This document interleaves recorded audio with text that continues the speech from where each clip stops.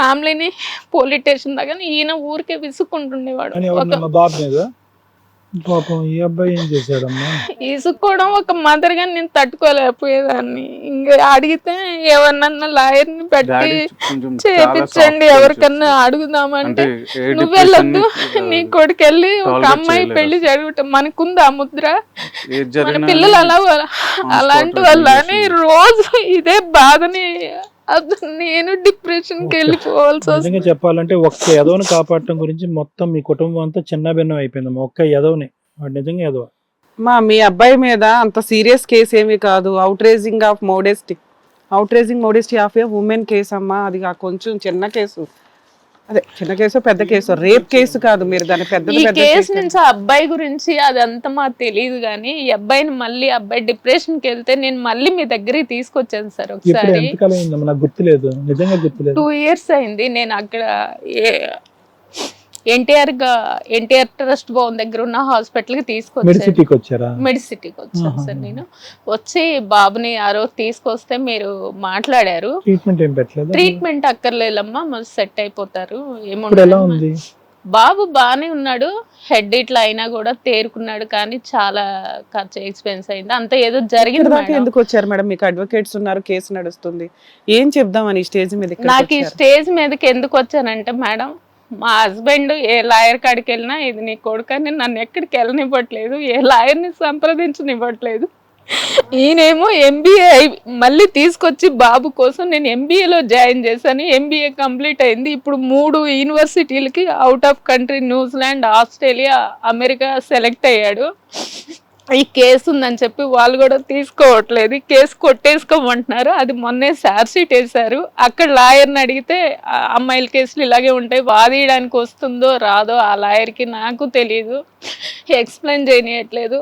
మా వారినేమో అడ్వకేట్ని ఎవరన్నా అడుగుదాం, నిరంజన్ రెడ్డి సారు, శ్రీకాంత్ రెడ్డి సార్ అందరు నాకు తెలుసు అంటే ఏమని చెప్తావు వెళ్ళి అని చెప్తుండు. నాకేం లేదు మేడం, మా బాబు ఒక్క కేసు మీరు వాదించి ఈ షో తరపు న్యాయం చేయండి మేడం, మీకు కాళ్ళు పట్టుకుంటా.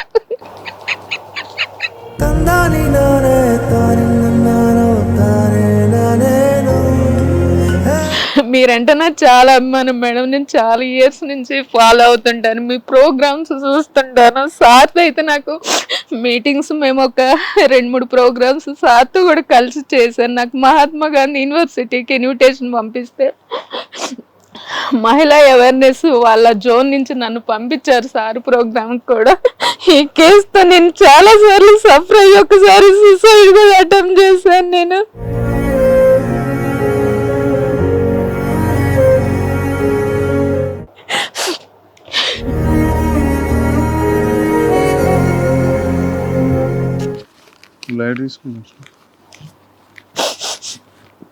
ఆ ఊర్లో వాళ్ళు ఏమంటున్నారంటే మా దగ్గర ప్రూఫ్స్ ఉన్నాయి, మేము అడ్వకేట్ పెట్టుకుంటాం అంటే ఏ ప్రూఫ్స్ ఉన్నా మేము తక్కువ క్యాస్ట్ వాళ్ళం, మాకు డబ్బులు ఇస్తేనేనా. అమ్మాయి బాబాయ్ చాలా ఆర్గ్యుమెంట్ చేయడం, నిన్న కూడా ట్రెట్ కాల్ లాగా చేయించాడు మేడం. నువ్వేం చేయలేవు, నీకు 100 మంది కలెక్టర్. అమ్మాయి వాళ్ళ బాబాయ్ ఒక మధ్యవర్తితో చెప్పాడంట, ఆమె ఏం చేయలేదు, ఆమె వల్ల ఏం కాదు, ఈ కేసు నేను చాలా వాళ్ళకి కావరాలు బాగున్నాయి, అహంకారం బాగుంది, ఇంకా కొన్ని రోజులు తిప్పుదాం, ఇంకో కొన్ని కేసులు వేసి అన్నారంట. నాకు భయం. అది నేను ఏ అడ్వకేట్ నాకు తెలుసు మేడం. ఇప్పటి వరకు మీరు ఒక అడ్వకేట్ ని కలవకపోవటం అనేది కొద్దిగా. ఈ రోజు కూడా బెయిల్ వేసుకున్నారు కదా యాంటిసిపేట్, తర్వాత కూడా వాళ్ళ అడ్వకేట్ ఉన్నారు, వాళ్ళకి ఫీజులు అవుతాయని వాళ్ళు. ఫీజుల గురించి ఆలోచన అంటే పెద్ద ఎక్కువ ఫీజులు ఉంటాయి సరే మేడం. మీకు కేసు ఎక్స్ప్లెయిన్ చేస్తాను, దాన్ని బట్టి మీరు డెసిషన్ తీసుకుందరు. అస్సలు టెన్షన్ తీసుకోకండి, కూల్ ఉండండి. ఇది కథ కాదు జీవితం ప్రోగ్రామ్ ని అందరికంటే ఒక రోజు ముందుగా చూడాలి అనుకుంటే హిట్ టీవీ యాప్ ని డౌన్లోడ్ చేసుకోండి. ఇందులో మీరు మెచ్చే, మీకు నచ్చే కంటెంట్ సిద్ధంగా ఉంది. సార్, మంచితనానికి కూడా ఒక హద్దు ఉంటుంది అనేది మీరు నేను చాలా 2-3 చోట్లకి మనము వేదికల మీదకి వెళ్ళాము, ప్రసంగించాము. నా ప్రసంగాన్ని కూడా మీరు విన్నారు, అది నాకు గుర్తుంది. దేనికైనా ఒక హద్దు ఉంటుంది. ఇప్పుడు ఇక్కడ అందరికీ ఆశ్చర్యం, మొదటి నుంచి ఇప్పటి వరకు మా అందరికీ ఆశ్చర్యం కలిగేది ఏంటంటే అసలు కొడుకుల స్థానాల్లో మేనలను పెట్టుకుని చూసుకోవటం ఏంటి అనేది. అంటే అంత స్థాయి ప్రేమను పెంచుకున్నారు, దగ్గరుండి చదివించారు, దగ్గరుండి చదివించినందుకు మాకు ఈ శాపం అంటే కనుక దగ్గరుండి చదివించినందుకు ఆ అబ్బాయి మీకు ఎటువంటి రుణం తీర్చుకున్నాడు అనేది ఇక్కడ ప్రశ్న. ఏం రుణం తీర్చుకున్నాడు వాడు? ఈ రోజు మీరు ప్రశ్నించాలి, అడగాలి అంటే కనుక అసలు ఆ అబ్బాయిని అడగాలి. ఏంటి మీ అందరి జీవితాన్ని సర్వనాశనం చేశాడు. మీరు ఆ అమ్మాయిని అంటున్నారు, ఇప్పుడు ఆ అమ్మాయి ఇలా అండి అలా అంటున్నాడు. ఈక్వల్గా మీకు ఒక కథ వినిపించాడు. ఆ అబ్బాయి మొదటి నుంచి ఇప్పటి వరకు ఒక కథ వినిపించాడు. ఆ కథను మీరు అందరూ గుడ్డిగా నమ్మారు అంతే. ఆ అమ్మాయి సైడ్ ఆఫ్ ద స్టోరీ అనేటటువంటిది ఇప్పటికి కూడా పూర్తి స్థాయిలో ఎవరూ వినలేదు. ఓకే, ఇప్పుడు అయిపోయింది, ఇదంతా అయిపోయిన తర్వాత ఇప్పుడు ఏంటండి డాక్టర్ గారు అంటే, ఇక్కడ మీ మంచితనం ఎప్పుడైతే మీ హస్బెండ్ ముందు నుంచే వార్నింగ్ ఇచ్చాడు, అమ్మ నువ్వు దూరంగా ఉండు, ఇది మనకి ఈ చేతులు కాలేటటువంటి వ్యవహారము, ఇవన్నీ ఎందుకు మాట్లాడాడంటే 2 కారణాలు.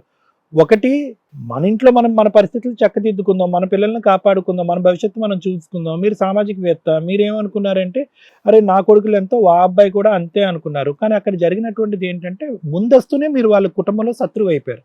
అవును మేడం. మీ భర్త అవ్వలేదు కానీ మీరు శత్రువు అయిపోయారు. అరే ఇదేంటి ఈవిడ మా అబ్బాయిని అతి కష్టం మీద అమెరికానో ఆఫ్రికానో అక్కడికి ఇక్కడ పంపించుకోకుండా మన కళ్ళెదురుగుంటా పెట్టుకుని వాడి చేతి ఏదో కిరాణా షాప్ పెట్టుకుని ఇచ్చేద్దాం అనుకుంటే ఈవిడ అక్కడికి ఇక్కడికి పంపించాలి అని చెప్పి, అంటే ఇప్పటికీ కూడా మీ మీద వీళ్ళందరికీ ఒక నెగిటివిటీ క్రియేట్ అయింది. ఏది ఆ అమ్మాయి తరపున వాళ్ళకే నేను అనట్లేదు, మీ మేనల్లుడు తరపున వాళ్ళకు కూడా ఒక నెగిటివిటీ క్రియేట్ అయిపోవటం వల్ల ఈరోజు మీరు చేసినటువంటి సహాయానికి ఈరోజు మీరే మీ చేతులు కాల్చుకుని ఒంటరిగా పోరాడే పరిస్థితి వస్తుంది. ఎవరున్నారు? ఎవరు రావట్లేదు ముందుకి.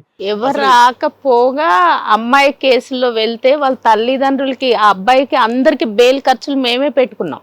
తర్వాత మళ్ళీ మా ఆడపడుచు అనే మాటలు ఏంటంటే, నువ్వు వచ్చి నీ కాలు మంచిది లేదు, నువ్వు వచ్చి మా కుటుంబంలో నువ్వు కాలు పెట్టావు కాబట్టి మాకు ఇవన్నీ జరిగినాయి అని తిట్టారు నన్ను. అది తిట్టడమే కాకుండా వాళ్ళ భర్త అంటాడు, నీ కొడుకు ఆ ఊరు వెళ్ళకపోతే వాళ్ళు కేసు పెట్టరు, మేము వాళ్ళు కాంప్రమైజ్ అవుతున్నాము, నీ కొడుకు ఆ ఊరు వెళ్ళాడు కాబట్టి కేసు పెట్టారు, ఇవన్నీ భరించడమే కాదు మాకు నష్టపరిహారం కూడా కట్టవు 10 లక్షలు అన్న. వీళ్ళకి కట్టాలంటే నష్టపరిహారం? అతి మంచితనానికి కూడా విలువ లేదమ్మా ఈ రోజుల్లో. అసలు ఇంకా 5 తిట్లు కూడా మామూలు కాదు మేడం, నాకు రావు. అమ్మా ఒక్క 2 నిమిషాలు వినండి అమ్మా. మేడం చెప్పినట్టుగా, రమ్య మేడం చెప్పినట్టుగా పెద్ద కేసు కాదు. నిజంగా పోరాట పటిమ ఉండి మీరు నిలదొక్కోగలిగితే కనుక ఇందులోంచి మీరు చాలా సానుకూలంగా ఈజీగా బయటపడచ్చు. అంతవరకు అయితే మేడం నమ్ముకుంది. కానీ ఇక్కడ మీకు ప్రధానంగా కావాల్సింది ఈ పోరాటంలో ఏంటంటే, మీరు ఏకాకులుగా ఉన్నారు, ఒంటరి పోరాటం చేయాలి, మనోధైర్యం అనేది చాలా ఇంపార్టెంట్. ఇక్కడ కలిగినటువంటి ఆశ్చర్యం ఏంటంటే, చచ్చిపోవాల్సినటువంటి మీ అబ్బాయి ఈ రోజు బ్రతికి ఇక్కడ కూర్చున్నాడు. ఆ అబ్బాయి అంటే ఆ ముందు రోజు ఒక విషయం జరిగింది మేడం. నైట్ అన్నం తినేటప్పుడు మా హస్బెండ్ నేను అడిగాను ఈ కేసు విషయం గురించి. వాళ్ళ అక్కయ్య ఇదే మాట తిట్టింది మేడం. అడిగితే ఈయనకి ఆ ముందు రోజు అన్నం తినేటప్పుడు అన్నం ఎందుకు తింటున్నావురా కొద్దిగా అరిసాడు అనమాట, కోప్పడ్డాడు. ఎందుకంటే అసలు ఆయన సిస్టంలో మనం బ్రతకలేము వాస్తవానికి. అంత మంచి సిస్టం, చాలా డిసిప్లిన్, అంత క్రమశిక్షణ. అంటే ఆయన రూమ్ ఎప్పుడు ఆయన నీట్ గా పెట్టుకుంటాడు, ఆయన బట్టలు ఎప్పుడు ఒక కర్చీఫ్ ఒకరికి గిఫ్ట్ ఇస్తే ఆయన ఆ కర్చీఫ్ని వాళ్ళ వాల్యూ కోసం అంత పవిత్రంగా ఉంచుకుంటాడు.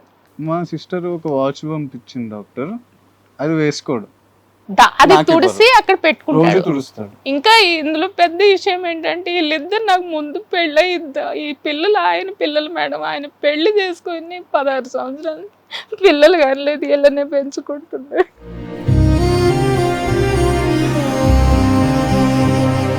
ఈయన ఇప్పుడు మీ సెకండ్ హస్బెండ్ అండి? ఎన్ని ఇయర్స్ అయింది ఎన్ని చేసుకొని? 16 సంవత్సరాలు అయింది. ఫస్ట్ హస్బెండ్ విడాకుల? ఇక్కడ ఏంటి ఇష్యూ అంటే, ఆయనకి మేమేం చేయలేకపోయామని నా బాధ అండి, నా డిప్రెషన్ ఇది. అతను మా అమ్మాయిని అమెరికా పంపించి 60 లక్షలు పెట్టి చదివించాడు మేడం. లోన్ తీసుకుంటే పెళ్లి చేసేటప్పుడు వాళ్ళు మన అమ్మాయిని లోన్ కట్టమంటే వాల్యూ ఉండదు, నేనే కట్టుకుంటాను నా కూతురుదని. ఆమెకి ఈ రోజుకి కాళ్ళు కడుగుతాడు, నేర్పాలి. ఈయనకు కూడా బట్టలు, ఈయన క్రాప్ దూవడం, ఆ సిస్టమ్ అనమాట. కానీ ఆయన చెప్పాడు మా వాళ్ళతోటి చాలా రిస్కులు ఉంటాయి, వాళ్ళు చదవాలని మాత్రం నువ్వు కోరుకోకు, వాళ్ళు చదవరు, వాళ్ళు అలాగ వస్తున్నారు వెళ్ళిపోతున్నారు, అలా వదిలేసేయమ్మ. వీళ్ళ కుటుంబ సభ్యుల గురించి అతను వార్న్ చేస్తే ఒక అనుకోవచ్చు, మా కుటుంబంలోనే మంచి వాళ్ళు లేరు తస్మాత్ జాగ్రత్త అనుకుంటే కానీ అని చెప్పినా కూడా, అంటే ఇక్కడికి ఎంత బాధగా ఉందంటేనమ్మా, అతనికి అసెస్మెంట్ తెలుసు. అంత డిసిప్లిన్డ్ పర్సన్కి మనుషుల యొక్క ఫేస్ రీడింగ్, మనస్తత్వాల యొక్క రీడింగ్ అతనికి బాగా తెలిసే ఉంటుంది. కుక్కను సింహాసనం ఎక్కించవచ్చు కానీ అన్నట్టుగా ఆ సామెతలో ఏంటంటే ఆయనగో నువ్వు దగ్గరుండి నీ కొడుకు అన్నట్టుగా చూసుకుంటున్నారు, మీరు ఉత్సాహంతో ఉండుంటారు అప్పుడు. బహుశా ఏంటంటే మీ భర్త యొక్క మంచితనం కానీ ఆ కుటుంబానికి ఏదన్నా చెయ్యాలి సేమ్ అదే సార్, అదే ఐ అండర్స్టాండ్ అమ్మా. కానీ ఇక్కడ ఏమైంది అంటే ఎక్కడైతే మీరు పట్టుకుని బాగు చేయడానికి ట్రై చేశారో అక్కడి వరకు మీకు 100కి 100 మార్కులు పడినాయి. ఎప్పుడైతే కనుక ఇంకెక్కడితో ఇంకా చాలు వాడు చేతకాకి వెనక్కొచ్చి వెనకట్ల కిరాణా షాపు పెట్టుకున్నాడు, భార్య భర్తలు వాళ్ళు ఏదో ఉన్నారు, అయినా కానీ అక్కడ ఉండటం అక్కడ ఆపోజిషన్ కూడా కరెక్ట్ కాలేదు అనేటటువంటి దాంతో మీరు ఒక మెట్టు ఎక్కారు చూడండి. అక్కడి నుంచి మీ హస్బెండ్ కూడా మీకు వ్యతిరేకం చేసుకున్నారు. అందుకని నేనేం చెప్పలేను. అక్కడి వరకు మీకు ఫుల్ మార్క్స్ పడినాయి, అందులో డౌట్ లేదు. ఇదేంటి నా మేనల్లుడిని కూడా సొంత బిడ్డలా చూసుకుంటుందంటే కనుక వాళ్ళ యొక్క మనస్తత్వం తెలిసి వాళ్ళ మనస్తత్వం అంతా ఇప్పుడు బయటపడింది కదా. ఇప్పుడు ఆ అమ్మాయి సైడ్ ఉన్న వాళ్ళే మీ శత్రువులు కాదు, మీ మేనల్లుడి సైడ్ ఉన్నటువంటి వాళ్ళు కూడా, మీ హస్బెండ్ మేనల్లుడి వాళ్ళు కూడా శత్రువులే. నువ్వు ఇప్పుడు నా కంపెన్సేషన్ ఇయ్యి, వీళ్ళ జీవితాన్ని చెడగొట్టావు, నీ కొడుకు వాళ్ళతో పాటు ఎందుకు వెళ్ళాడు, అక్కడికి వెళ్ళటం ఎందుకు, మీదే తప్పు అని చెప్పి మేము మీ దగ్గర వసూలు చేయడానికి వాళ్ళు ప్రయత్నం చేస్తాం. అంటే మీ భర్త యొక్క బాధ ఏంటంటేనమ్మా, యూజువల్గా సహజంగా డిసిప్లిన్, ఇప్పుడు కోర్టు లేదు, లాయర్లు లేదు, ఎక్కడికి పోతావు, ఎవరి ముందు మొహం ఎత్తుకుని తిరుగుతావు, ఏం చేసే సోరన్స్ వాళ్ళ అబ్బాయి తప్పు చేశాడని చెప్పి వాళ్ళని అడుగుతావా, ఇది పాక్కుపోదా, 4 దిక్కులు పోదా, పరువు పోద్దా అనేది ఉద్దేశంతో లాయరు లేదు, ఏమీ లేదు, ఉద్యోగం లేదు, సద్యోగం లేదు, అమెరికా లేదు, ఏమీ లేదు, కాలం ఎలా రాసి పెట్టుంటే అలా జరుగుతుంది అనే ఉద్దేశంతో అతను ఒక విధమైనటువంటి డిప్రెషన్ లోకి వెళ్ళిపోయారని అనిపిస్తుంది నాన్నగారు. అనడం కూడా అదే అంటున్నాడు మేడం. ఏమని అంటే ఏ లాయరు లేదు, ఏది లేదు, వాడిని వదిలేసే ఇంక అంతే.